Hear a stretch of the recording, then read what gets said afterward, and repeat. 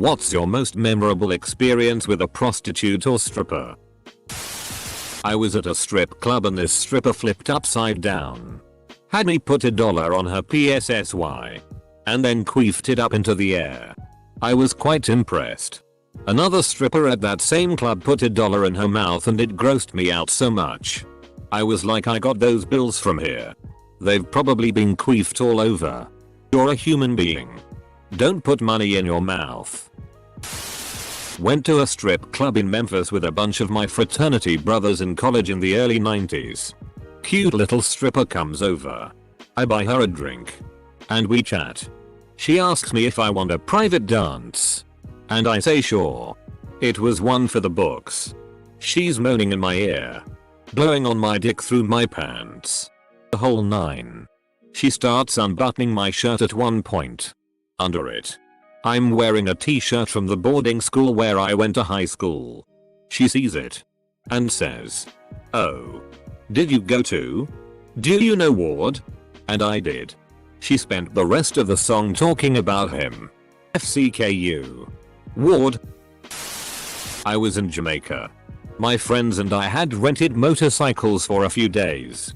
So we went to a club a little ways out of town. After, as I was getting on my bike to go back to the hotel, a hooker runs after me, asking for a ride into town. I said okay.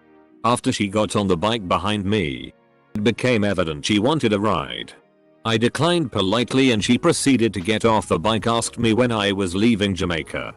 I told her the following day.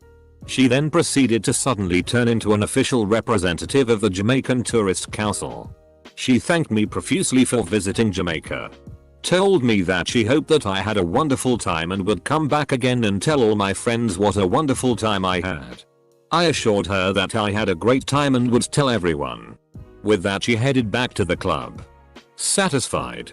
So please, visit Jamaica. Come for the beautiful beaches. Stay for the friendly hookers.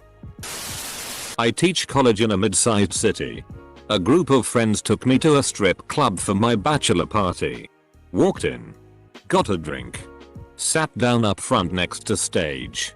Gorgeous stripper twirls around the pole. Leans backwards. Thrusting her supple breasts in my face. Looks at me upside down. Smiles and says, "Oh. Hey Professor Awkward. Full stop. End of bachelor party.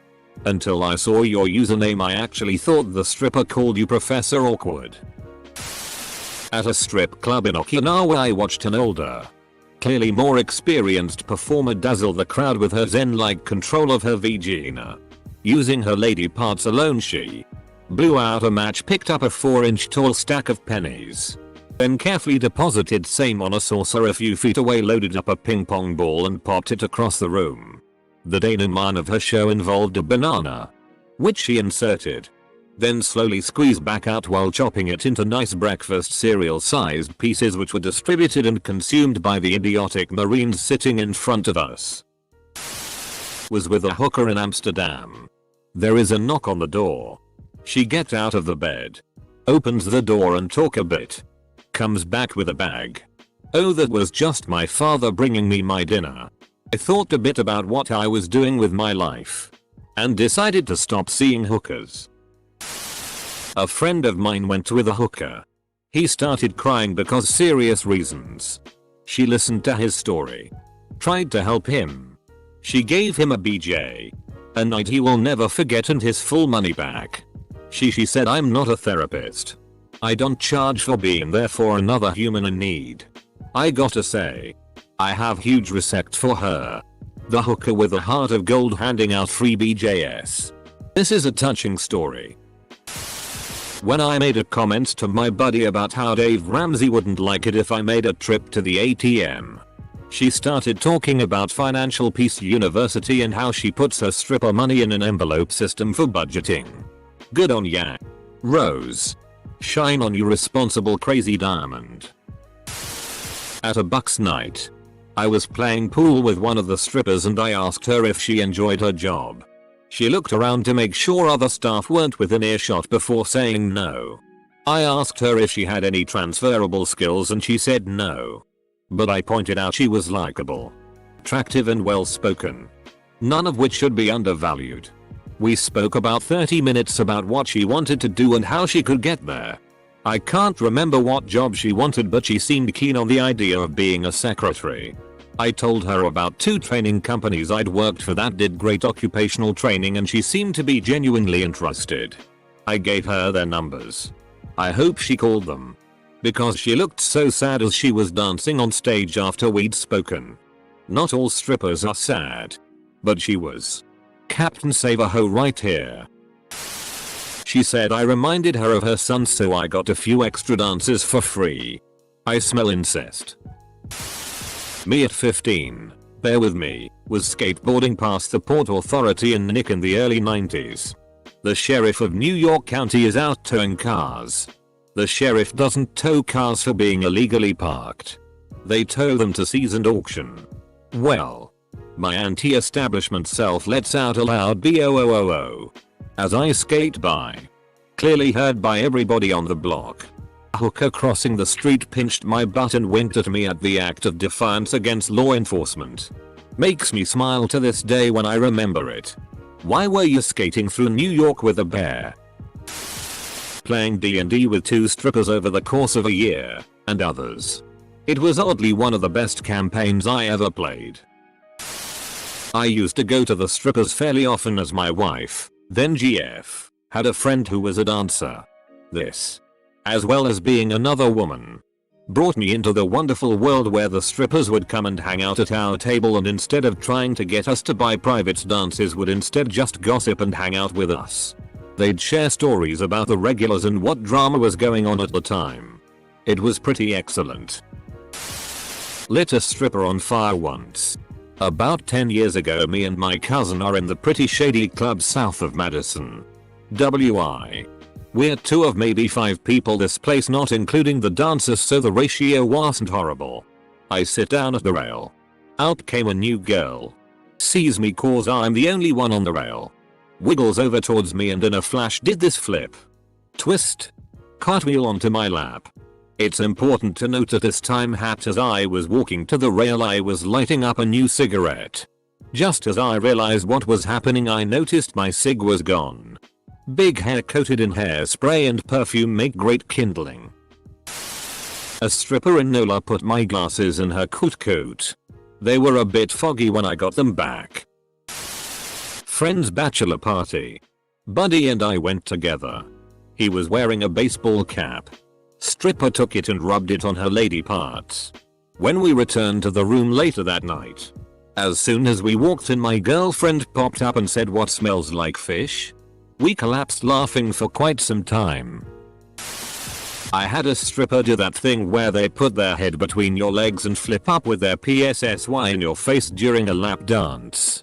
Her shoulder slipped off my knee and she fell on her face. About 6 years ago I went to a bachelor's party for one of my best friends in college. Some guy shows up, his friend, with probably 2 8-balls and 3 Puerto Rican strippers. Anyone who has never had strippers before. They love the white pony.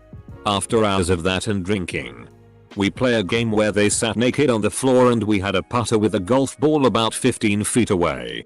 The closest dude to get to her whispering I would get a free lap dance. The bachelor, scar-faced at this point, gets up and smacks the shitty out of the ball, creating an almost instant bruise on the rim of this stripper's snatch. 2 bottles of champagne and half a case of beer gone in sincere apology. I got a lap dance from Daisy of Rock of Love fame at Sapphire in Las Vegas. This was several years ago. I don't remember the details. Paying for parking in ATL and I didn't have any ones. Girl who happened to be nearby and was done dancing had a bunch of ones to break my 20. It was the same girl who slapped me with her boob while giving me a lap dance earlier that night. Nice gal.